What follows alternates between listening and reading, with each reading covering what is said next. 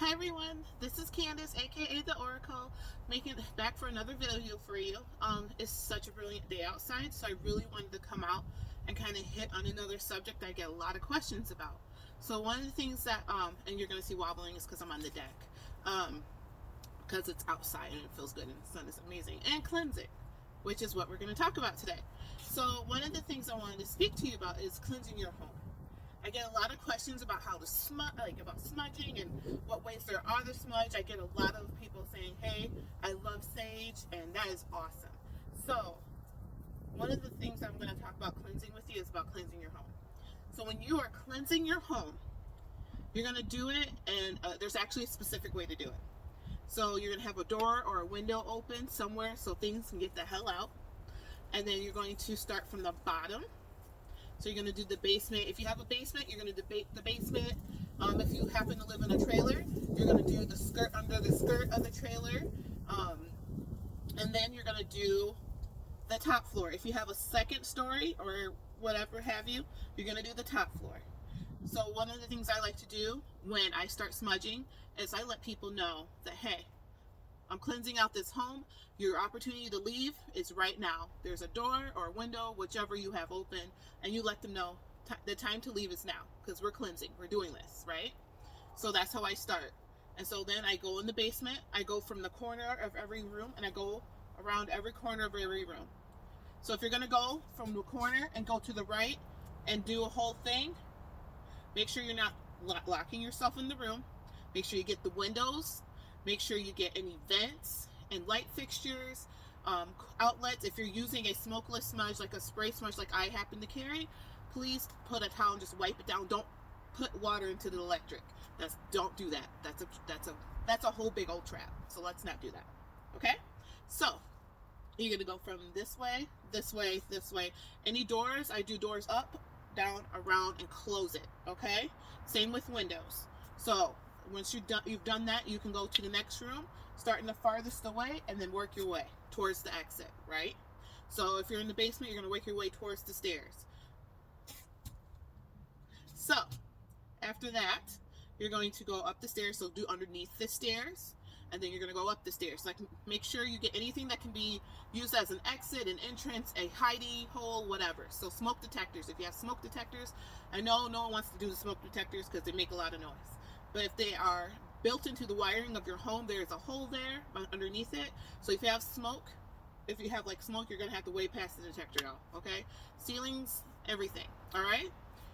Don't forget to get your vents and everything else. So after you're done doing that part, you're going to go upstairs, okay? So if you have a top level, you're going to do the same thing you just did in the basement on the top level. Okay, bathrooms. I want to say this. So if you're going to do when you do the bathrooms, please make sure you get the toilets, like smoke around the toilets, because toilets have water, communication, entrance. Okay, sinks, drains, shower heads, shower drains. You get what I'm saying? So these are entrances. Make sure you get underneath the cabinets, because things like to hide in the cabinets when they don't want to leave. So these are things I need you to also make sure you get. So once you're done doing the top, you go to the main. Okay, where your exit is. All right, so you're gonna make your way, work it to the exit. All right, it's like you're chasing everybody out of the house, like get out, get out. So you're gonna do the farthest room again, same things, repeat, rinse, repeat. Okay, make sure you get drains, kitchen drains. If you have a roof hood, I can fly. No, I'm just joking. So if you have a if you have a stove hood above your stove, then you're going to turn on the vent, turn that smoke on into there. If you're using spray, spray up there. All right? Again, with the vent on. And then you can turn it off. Make sure you're getting all your exits, your entryways, your cabinets, inside your cabinets, anywhere you would hide, because we're cleansing. And so one of the reasons we're talking about cleansing right now is because, as you heard me say before, it is beautiful outside, right? I'm in the sun. It feels so great. So we're talking about it because it's that time of year. You should do this every month, to be quite honest, especially if you're in the winter months, like I happen to have where I'm at in Michigan. So that stickiness, that ickiness, that nasty, that negative comes off, okay? It gets really, like, we spend a lot of time in the house, especially when that's your sanctuary. You need to be cleansing your sanctuary, okay? So, especially with it getting nicer out, this is a perfect time to cleanse all that negative, the nasty. If you think someone has done some nasty things to you, it's great to do some uncrossing work too. And then, of course, bringing sweetness back in. So, for me, I use hyssop and lemongrass. That's what my product is. I have a smokeless smudge for people who don't like the smell of smoke or can't use it. I don't use sage. I know there's a whole ceremony that is back behind it. So that's my personal preference. I'm more of a hoodoo based person, so I use hyssop. So hyssop is a great cleansing herb. It's an uncrossing herb. It's a unhexing herb. It's a cleanser. It's amazing. If you are pregnant, you cannot use it because it is also causes your uterus to contract, and that can cause abortions to happen, and we don't want that. So you take that sweetness and you come in after it, and which is what the lemongrass is for. So you have hyssop taking that nasty out, and it's like digging a hole in your lawn. Okay, so when you dig a hole in your yard, do you leave it or do you want to fall in it later? So if you don't want something just to fall into your lawn, you need to come in and bring a sweetness in after it, right? So that's my lemongrass. Lemongrass is a sweetener, it's a money bringer, it's a cleanser, it's an uplifting herb. So those are my choices, but for other choices, you can use your desert sage is the one I suggest.